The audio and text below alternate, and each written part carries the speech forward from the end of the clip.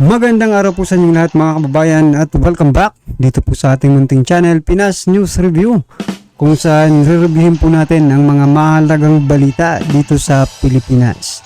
Mga simpleng komento sa mga issue dito sa Pinas. At ito nga mga kababayan, OMG! Nilantad na sa publiko unay na pagkatao ni Jinggoy. May dalawang boylet. Nako, binilan pa ng kotse. Nako mga karibin natin, yan po ang ating alamin, no? Mula po rito kay Banat PH Update TV. Nasa description po ang full video link ng video ito. Subscribe na po kayo. No, yan na, nagsalita na.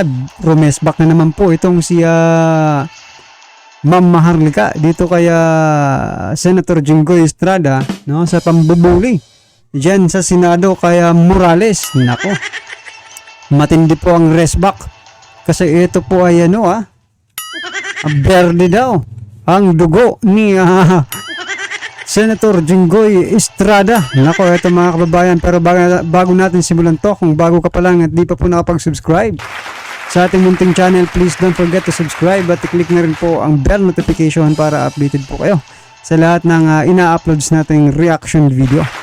At ito na nga mga kababayan, sama-sama at sabay-sabay po natin pakinggan, panoorin at bigyan ng komento ang video ito. Ito na po. Alam mo, yung kung marinig mo lang yung tawa ni Jinggoy, siya yung binabaing satanas. Alam mo, Jinggoy, isa kang binabaing satanas. Wala naman kayo hiya eh. Diba? Plunderer. Diba? Tumatanggap ng bribe. Convicted. Eh, wala talaga kayong hiya. Binabae ka, Jinggoy. Wala kang bayag. Isa kang binabae. Kaya ka may dalawang boylet na bumibisita sa'yo sa Camp Crame. Nako po. Walang masama kung binabae ka. Kaya ganyan ka mambuli? Ha? Sino? O, bigyan ko ng pangalan. O, yung sige, total, bulihan ang gusto mo eh. Bulihan mga kaibigan ang gusto niya. Sino tong artista ang pangalan? Gerald. Ewan ko ano apelyido Sino ba ito? nun. Sino ang Gerald? Bulihan ang gusto mo? I'm not supposed to say this. Taga San Juan ang nagtip sa akin. Sinong artista na Gerald ang sinutsuk-tsak mo daw? Di umano. Bulihan? Sige, bulihan tayo. Total yan ang gusto mo eh. Sinong artista ang Gerald ang sinutsuk-tsak chenis mo? At sino ang nurse sa LA ang dinadalaw mo dito na lalaking sinutsuk-tsak chenis mo according to your friend from San Juan? Gerald or Gerard sounds like. I don't know kung anong apelyido. Ikaw, Jinggoy, ang polluted. Ibinabay ka nga, tatlo-tatlo pa ang lalaki mo sa buhay. Ayon sa aking source. Hindi ka na kontento sa isa, dalawa, tatlo. Diba? Imagine mo, parang hindi bagay sa'yo. Bagay sa'yo dun sa piggery eh. Doon ka nababagay eh. Kumakain ng damog o ng darak. Imagine nyo, napanood nyo ba yun? Nasa ospital, nakahiga kunyari.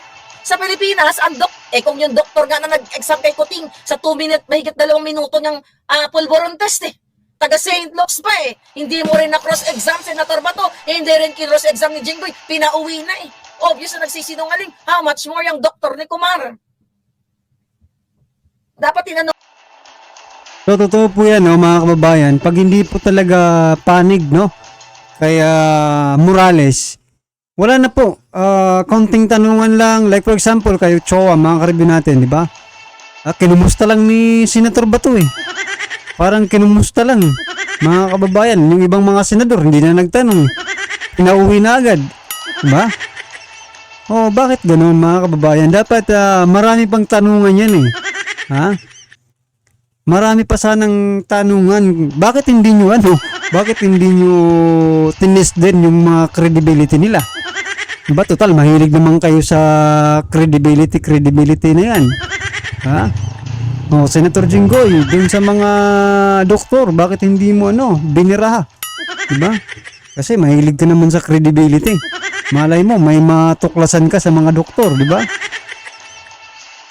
Nung mo, nabayaran po ba kayo? Magkano po ba ang binayad kung nabayaran kayo?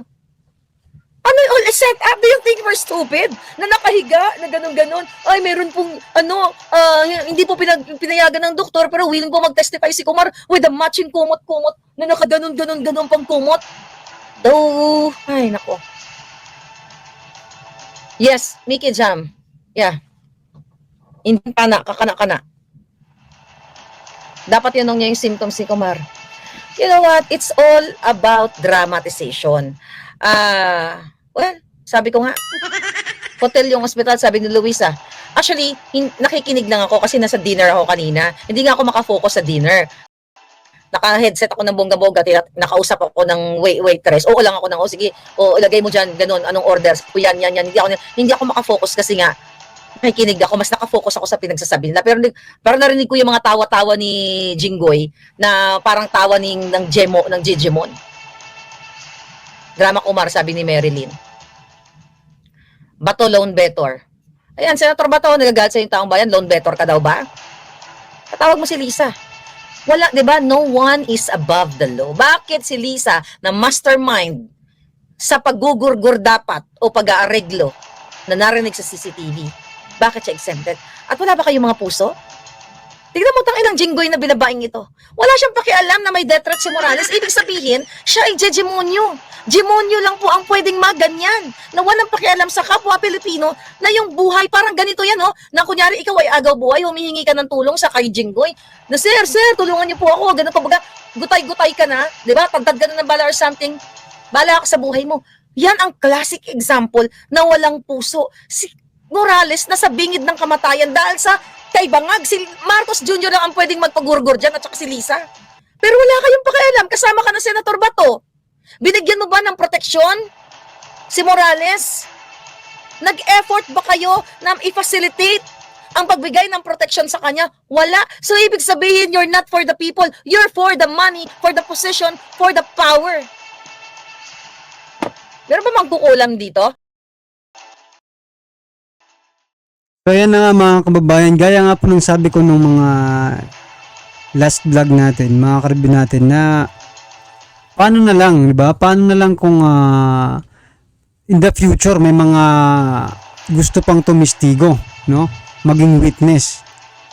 Paano na lang sila magtitiwala dito sa mga senador? Na mismong mga senador, mga kababayan, di ba? Kinukulong yung witness. Magtitiwala pa ba sa mga darating na panahon yung mga magbubugar ng mga katiwalian dito sa ating gobyerno? Hindi na. Bakit? Ito, nakikita na nila yung mangyayari sa kanila. Like for example dito sa sitwasyon ngayon ni ex-PDEA agent Jonathan Morales. No? Na-contempt, nakulong. Pinakulong po ni Senator Jinggoy Estrada dahil po sa sagot na no doon sa PDS. Diba? Which is na tinatanong yung PDS, mga kababayan, no, naipaliwanag din naman ni Morales kung bakit hindi niya pwedeng sagutin yun, no? Yung about sa PDS kasi nga po may mga naiwan po siyang mga dokumento doon, baka pinaldapan lang or something, di ba? Kaya gusto niyo makita yung original pero hindi pa pinakita ng PDEA. That's why kinontempo, no? Si Morales.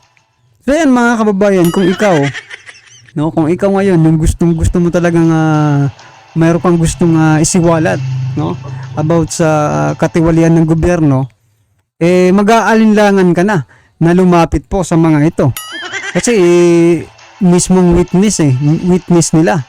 Sana, di ba? Witness sana nila, no? About dito sa PDEA leaks, mga karibin natin, kinontempt at ikinulong. Nako po.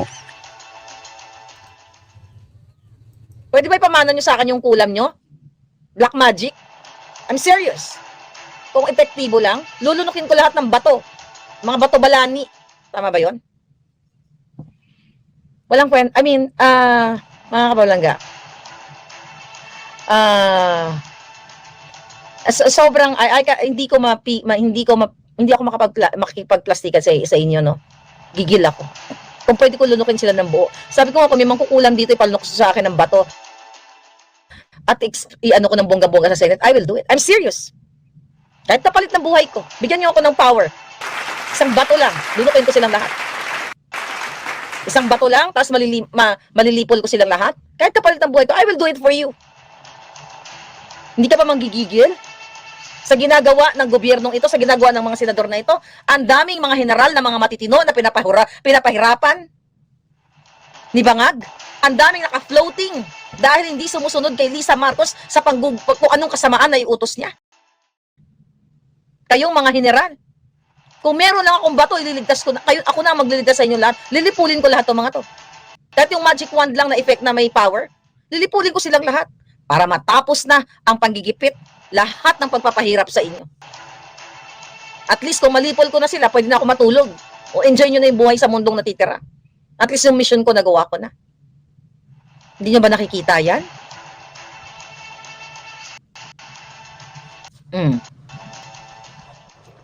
Sana, dun sa malapit sa Senate, sana po mag-vigil kayo sa lahat ng mga kababayan ko na nakikinig.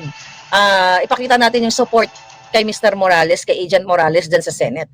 Kasi alam ko na alarma kayo na pwede talaga siyang gurgurin. Pwede siyang painumin ng kung anuman. Dahil magaling ang mga bangag dyan. Kasi nakita na natin na si Marcos Jr. ay ngiwi, bangag eh. Walang alam yung hayop na yan eh. Ngiwi na mukha mo, Marcos! Lumuhod na si Amy Marcos, di ba, kay Duterte? Kailan kaya ibukailan ni Pangulong Duterte yan? Na lumuhod si Amy sa kanya, na huwag isama. Ay, nag-comment sa akin, ipabarang daw sa Sikihor. I mean, wala. Sisingilin kayo lahat. May taga-Cambodia ba dito? Kabigay nga sa kanyang bato dyan. Hindi si bato ha, yung batong may power. Hindi yung walang power.